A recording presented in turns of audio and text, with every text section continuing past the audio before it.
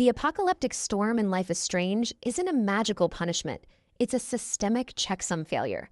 Most time travel treats changing the past like a simple track switch, but when Max witnesses Chloe's death, her shock doesn't switch tracks, it forces the universe to run two conflicting realities at once. She tests different choices, but keeps the aborted timelines temporarily cached, acting as a local debugger. When confronting severe trauma, like the dark room, her mind creates defensive reality bubbles, forcing her to carry the crushing emotional weight of every erased timeline. But the universe requires a single, stable timeline. So what happens when these contradictory realities refuse to collapse? The accumulated timelines create a massive computational overload. The universe can no longer reconcile her rewritten past with the present, resulting in a systemic checksum failure. That massive tornado isn't weather, it's a mandatory garbage collection routine.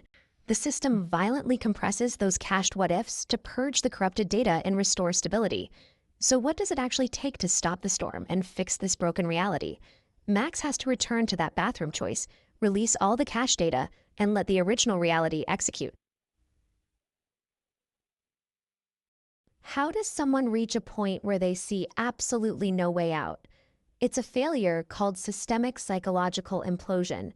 It happens when a mental system runs over capacity without a release valve. Take Kate Marsh. After being drugged at a party, when intense bullying floods her node with hostile pressure, the environment erodes her choices, trapping her in a zero state. You can't argue her out of this. Arguments require someone who can imagine the future, and Kate currently has zero available future paths. This is where witnessed care changes the physics of the brain. Her friend Max holds space as a stable external node, transmitting a completely authentic, non-judgmental signal into the void. This connection bypasses Kate's damaged filter layer and physically cracks open exactly one new forward vector. That single path restarts the system's future simulation capacity. So when you look back at that terrifying rooftop crisis, because one stable node held space, Kate latched onto that forward vector and stepped back from the ledge. Mark Jefferson didn't hide his criminal ring by acting alone. He engineered a parasitic architecture. Take the tragedy of Kate Marsh on the school roof. Her crisis wasn't an isolated event. It was the final output of this machine. It starts with the top node, the shield. Sean Prescott's generational wealth created a high-pressure environment that blocked any legal consequences for his family. That immense pressure is forced downward onto the second node, the proxy. Nathan Prescott is crushed into an unstable tool whose only goal is maintaining the family mask. But Nathan is violently thrashing and totally chaotic. How can he mastermind a methodical, undetected kidnapping ring? He can't. Enter the third node, the parasite. Mark Jefferson identifies Nathan's desperate need for a mentor and hijacks that instability. Jefferson uses the boy's chaos and wealth to fund and conceal his own operation, which targets the final output node, the victim. With Nathan as the unpredictable frontman, Jefferson safely traps victims in his darkroom. He completely freezes their reality just to harvest their trauma. So when you look at Kate standing on that roof, you aren't just seeing a reaction to a viral video. You are looking at the final, tragic exhaust of a three-stage predator pipeline. What happens when a community's social attractor vanishes? Normally, a tragedy only shakes up a small friend group. But in Arcadia Bay, the disappearance of teenager Rachel Amber triggered a literal superstorm. Institutions like Blackwell Academy and the Vortex Club were toxic pressure cookers. They punished vulnerability, forcing students to bury trauma behind rigid social masks. Rachel was the exception. She was a social chameleon. She seamlessly connected with the snobs, the punks, and the outcasts. She quietly held space for everyone's hidden pain. She became the central anchor they unconsciously orbited. That dynamic is called a social attractor. But carrying an entire town's unvented pressure is dangerous. It left her vulnerable to predators who exploit that exact stress. When Rachel is murdered, it's a load-bearing collapse.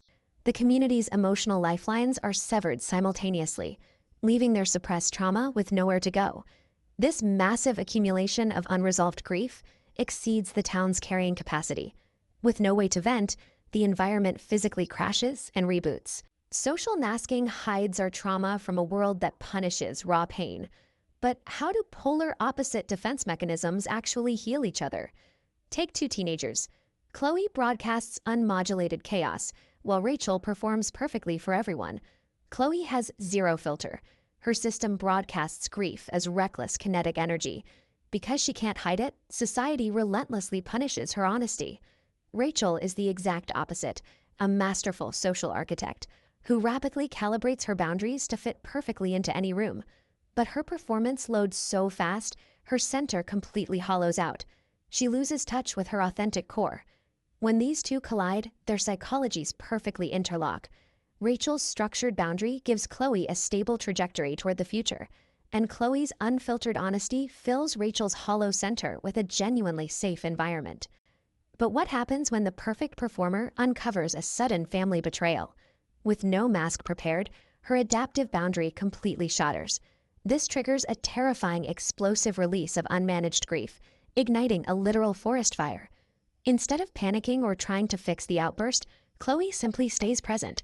She anchors the broken system, holding the space. Instead of running away, Chloe proves that this true, completely undefended state is actually survivable. And by exploding without being abandoned, that flawless social performer finally survived just being herself.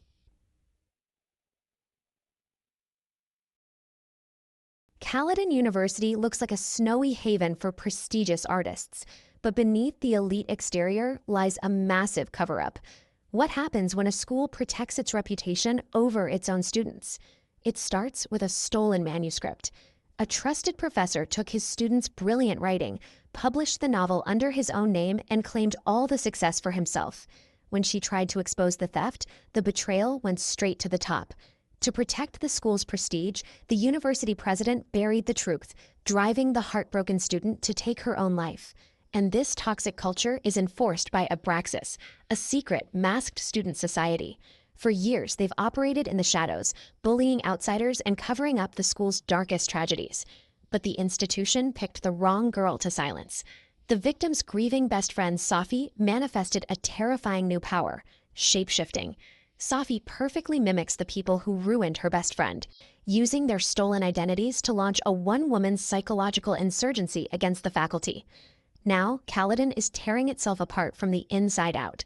The supernatural chaos and fractured timelines destroying the campus aren't random.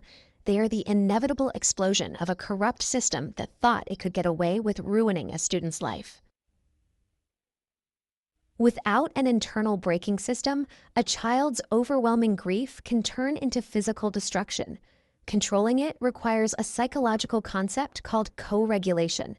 Take 9-year-old Daniel. When the shock of his father's violent death hits him, it erupts outward as a raw, uncontrolled telekinetic blast.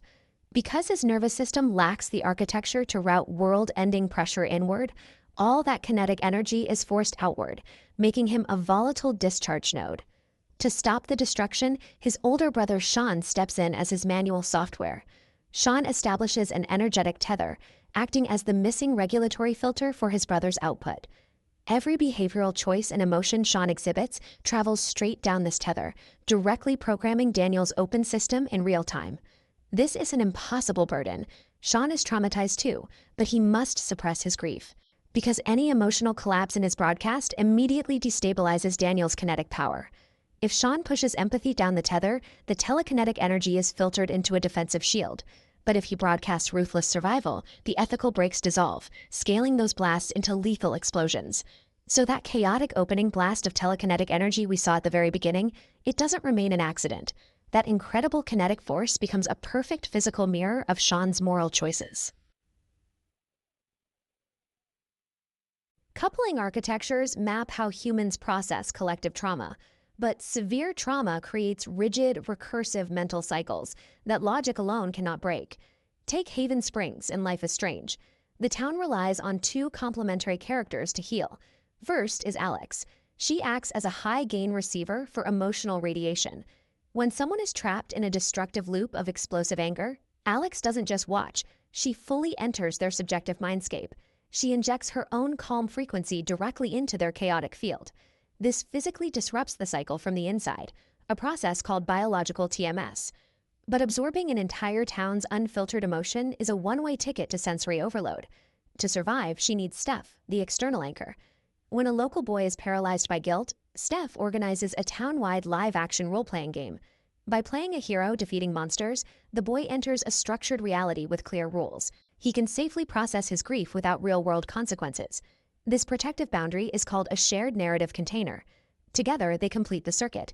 The internal empath breaks the locked loops, while the creative infrastructure provides the boundaries that prevent community overload. This is exactly why therapeutic art and structured roleplay are used in real psychology.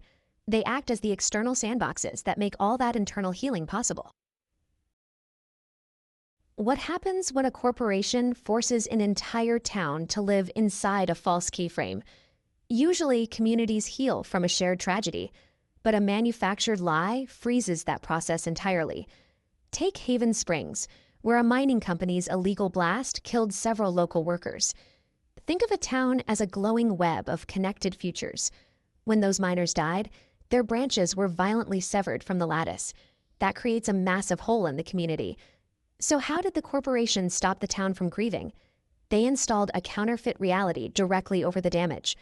By declaring a surviving manager the hero of an unavoidable accident, they forced a positive narrative onto a massive trauma. But you can't mourn an event that officially went well.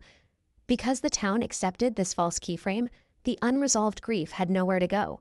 It leaked into the surrounding network as a chronic, invisible pressure. The only way to fix a corrupted system is to rip off the patch. By exposing the corporate lie, the suppressed pressure could finally vent. And for Haven Springs, destroying that fake hero myth allowed the severed branches to reconnect, allowing their true timeline to finally resume. How does extreme trauma create a psychological double exposure? Your experience of time operates like a biological frame rate that shifts drastically under pressure. Imagine witnessing a fatal car accident, and your mind utterly refuses to accept the outcome. Normally, your nervous system is a calm film projector. It prints reality smoothly, flowing down open paths with high degrees of freedom. But that accident overclocks your brain. Your sampling speed violently spikes, capturing hundreds of quantum time slices per second. Time physically dilates. Your system locks into a steep attractor basin, trapping the flow of data. Because you reject the loss, your mind won't collapse the probability. It forces the alternate timeline, where the victim survived, to keep running as a parallel phase-offset film reel. Under severe shock, the boundary between these realities thins out. Your projector jams both film strips through the exact same lens. Conflicting histories bleed together into a waking nightmare overlay. That accident remains an active, overlapping rendering glitch running in your head. To fix it, you need co-regulation. Another healthy nervous system must resonate with yours, pulling you back to a single, coherent timeline.